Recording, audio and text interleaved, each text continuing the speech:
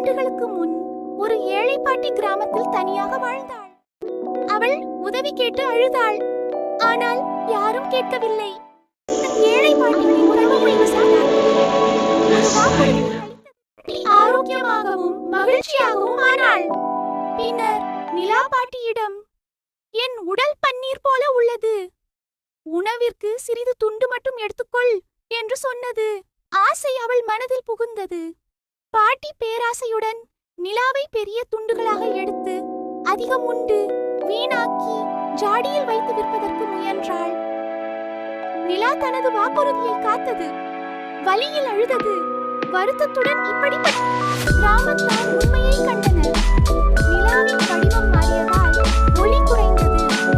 அதனால் அவர்கள் நிலாவை துன்புறுத்திய பாட்டியை கண்டு கோபமடைந்தனர். நிலா மன்னித்தது. பாடம் கற்றுக் கொடுத்தது. பேராசை பாட்டியிடமிருந்து தப்பியது. ஆப்பிரிக்க மக்கள் இதுவே நிலா சுழற்சிக்கு காரணம் என்று நம்புகின்றனர்.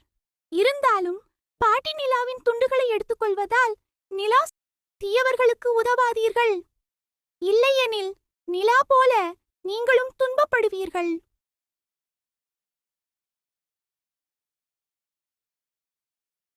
நீண்ட காலத்திற்கு முன் ஒரு அழகான ஜப்பானிய கிராமத்தில் ஒரு சிறிய குடிசையில் ஒரு வயதான பாட்டி தனது கர்ப்பிணி மகளுடன் வாழ்ந்தாள். அந்த வயதான பெண்ணின் அண்டை வீட்டார் மிகவும் செல்வந்தர்.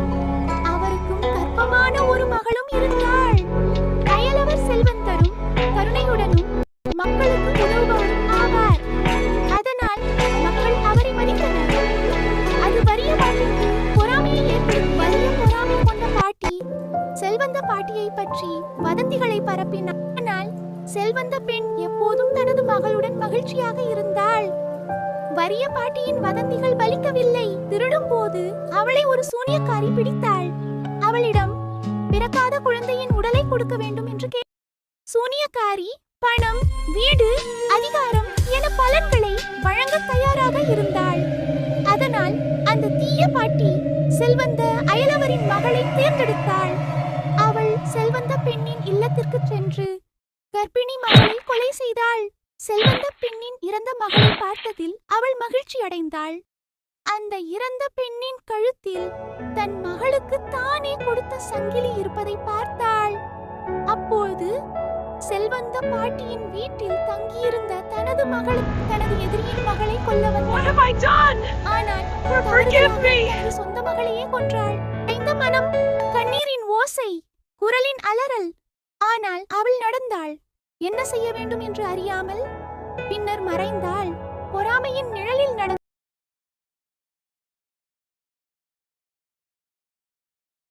ஒரு நகரத்தில் ஒரு யானை இருண்ட மண்டபத்திற்குள் வைக்கப்பட்டது.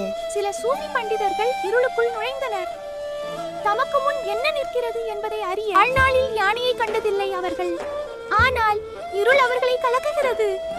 ஒருவர் காலை தொட்டு, இது தூணை போல என்றார். இது வலிமையானதும் பயமுறுத்துவதாகவும் இருக்க வேண்டும். மற்றொருவர் தும்பிக்கையை தொட்டார். இல்லை, இது கயிறை போல உள்ளது, அதனால் மிகவும் பயமுறுத்துகிறது என்றார்.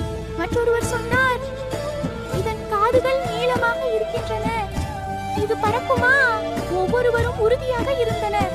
வாதங்கள் புரிதலால் அல்ல, தன்னம்பிக்கையால் எழுந்தனர். இவர்கள் பொய் சொல்லவில்லை. அவர்கள் முழுமையற்றவர்கள். பின்னர் அவர்களின் ஆசான் தீயை ஏற்றினார். யானை வெளிப்பட்டது. தெளிவு மெதுவாக அறைக்குள் நுழைந்த போது உருவம் தோற்றத் தொடங்கியது. அப்போதுதான் அவர்கள் அனைவரும் ஒரே முழுமையை தொட்டிருந்தனர் என்பதை உணர்ந்தனர். நீ அனைத்தையும் அறிவதாக நினைக்காதே, தெளிவு எனும் தீபம் ஏற்றும் வரை என்று நமக்கு சொல்கிறார் ருமி.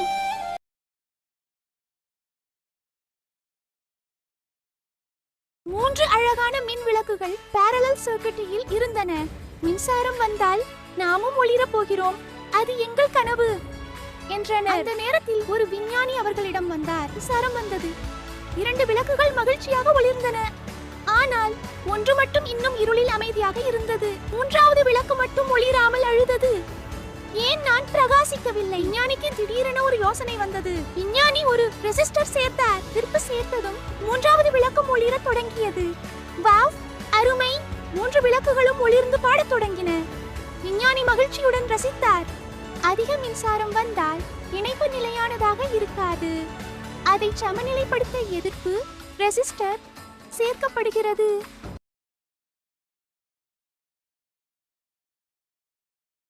வர்க்கத்தைச் சேர்ந்த சௌதாரம் தனது மனைவிக்கு பொன் சங்கிலி இல்லாததால் அவமானப்படுகிறார். அவர் நேர்மையானவர் ஆனால்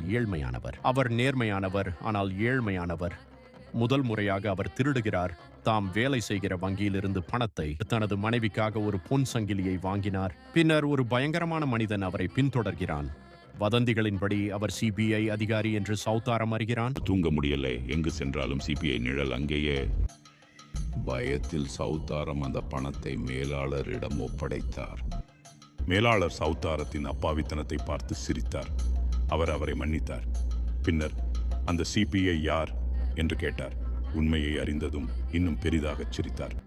அடுத்த நாள் மேலாளர் ரயிலில் தப்பிக்க முயன்றபோது சிபிஐ அவரை கைது செய்தது. அவர் 7 லட்சம் ரூபாய் திருடியிருந்தது அப்போது வெளிச்சத்துக்கு வந்தது. அப்போதுதான் சௌதாரம் உணர்ந்தார், சிபிஐ அவருக்காக அல்ல, மேலாளருக்காக வந்து. சௌதாரம் இப்போது மகிழ்ச்சியுடன் இருக்கிறார். அவருக்கு இனி பயமில்லை. அவர் உறுதி செய்கிறார், இனி ஒருபோதும் திருட மாட்டேன். நீ சொல்வது ஒரு ஆழமான உண்மை. நல்லவர்கள் தவறான செயல்களை செய்ய முடியாது, செய்தாலும் அதில் மகிழ்ச்சி அடைய முடியாது. அவர்களின் மனசாட்சி எப்போதும் அவர்களை துரத்தும். நீ சொல்வது ஒரு ஆழமான